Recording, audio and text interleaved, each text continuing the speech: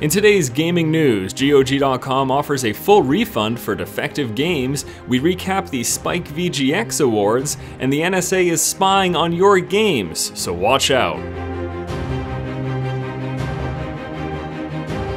Hello ladies and gentlemen, welcome back to the show. Force here with your day's gaming news. First up today, GoG.com is now offering refunds on any of your defective games through their worldwide money-back guarantee.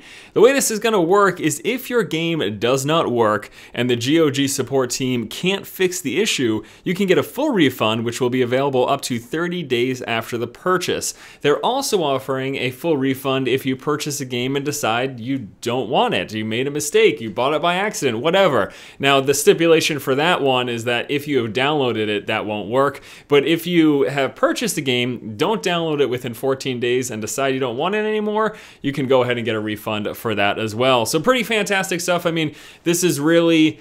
well, first of all, it's an honor system, especially through GoG. Now, if Steam did something like this, they could obviously disable your access to the game because of, DRM stuff that is built into Steam. But GoG doesn't have that DRM stuff. They allow you to just download a game and have it sit on your computer without the need to communicate to GoG servers. So it's really an honor system, to be honest with you, and they're taking a big risk. But it is very beneficial for us, the consumer. So I wanted to let you guys know that if you do buy your games through GoG.com and they don't work for you and it can't be fixed, you'll get your money back within 30 days.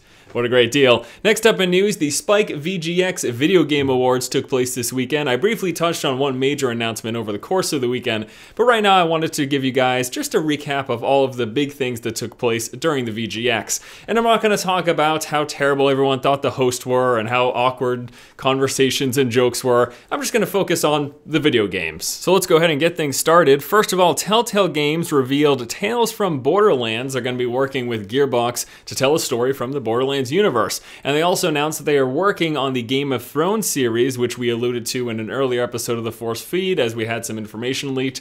Turns out that is in fact true. So Tales from the Borderlands, as well as a Game of Thrones game, plus The Wolf Among Us, plus The Walking Dead. I don't know, can they really pull it off? I'm a little suspicious. I mean, great for them. They're a great company, but good lord, that's a lot of games to have announced working in production at a single time. Moving on to Titanfall, they showed off two new Titans, including the Ogre and the Strider. Now, the Ogre Titan is, as you would assume, slow, lumbering, defensive, and the Strider is a very fast one. Now, I actually didn't know that there were different types of Titans. I just assumed you had your soldiers, Titans would come down, but the fact that there's different classes of Titans adds an extra dynamic level to this game that has me quite intrigued. One of the biggest stories from VGX was the game from Hello Games, the company behind Joe Danger, called No Man's Sky, a procedurally generated first-person sci-fi exploration game. I'm incredibly excited about this. I do have a video touching on all of those details already up on the channel if you want to give that a look. Moving on, Elijah Wood will be joining the cast of Broken Age for the Double Fine adventure game that's coming up. And we also have new trailers for both The Division and Destiny. The Division trailer shows off some absolutely amazing tech. The game looks gorgeous. And the Destiny trailer just kind of pissed me off. It was a good trailer. I was pissed off that it still hasn't been announced for the PC. This game looks so good. I just want to play it on my PC. I'll get a console. I'll play it there. Yeah, but God, please, please, please, PC edition. It's what we really want.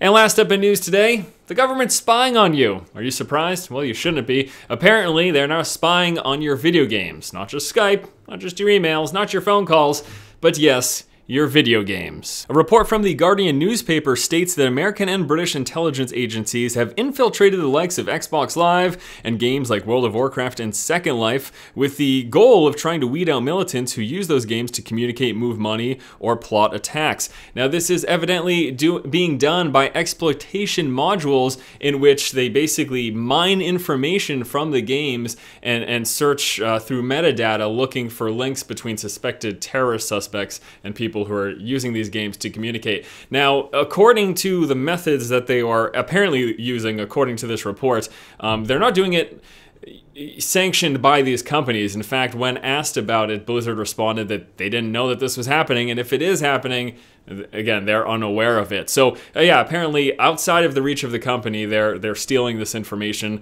looking at communication, and they're also employing people to go in those games and interact with people, trying to find out if there's terrorist activity going on. So as if the general public wasn't terrified enough of video games, now they think terrorists use them. Fantastic. But I guess the good news is now that the NSA is on the job, we should get rid of all the gold farmers and MMOs. That's not what they're going to be doing. All jokes aside, let's talk about this seriously for a moment. So the truth is, right now, tax money that I paid in 2012 is being used for a government agent to level a character in the World of Warcraft. My money.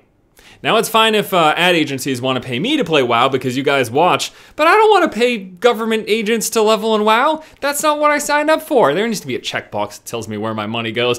Anyways, I'm not going to go into political rants. That's not what I'm here to talk about. I just want to let you guys know this is happening. And the truth is, yes, it's perfectly feasible that terrorist groups could be using these online games and using communication through these games to speak with each other and, you know, make plans and all those terrible things that they do. But good lord, it's just invasion of privacy and all sorts of stuff. I know you guys are going to freak out about it. I just wanted to let you guys know that this is happening. Now, frankly, for me, it really makes no difference. And I'm not okay with police state, but I've been pretty certain that ever since we've been doing regular communication on the internet, that this stuff has been tracked. And I've been under the assumption that it is possible that everything that I talk about on the internet would eventually come up and it could be, you know, used against me or whatever. So that's why I don't do stupid crap on the internet. You should follow suit. I know that's not the end of it and people are going to yell at me for saying that, but yeah, that's just throwing stuff out there. That's just the way I think about it. But if you hate what's happening, just don't go on the internet. That's really your only safety net. Stay underground, no electricity. All right, guys, that's going to do it for today's episode of the show. Thank you so much for watching. Please, of course, as always, be sure to comment in the comment section below about any of the topics discussed here today. Once again, this has been Force, and you have just been force-fed.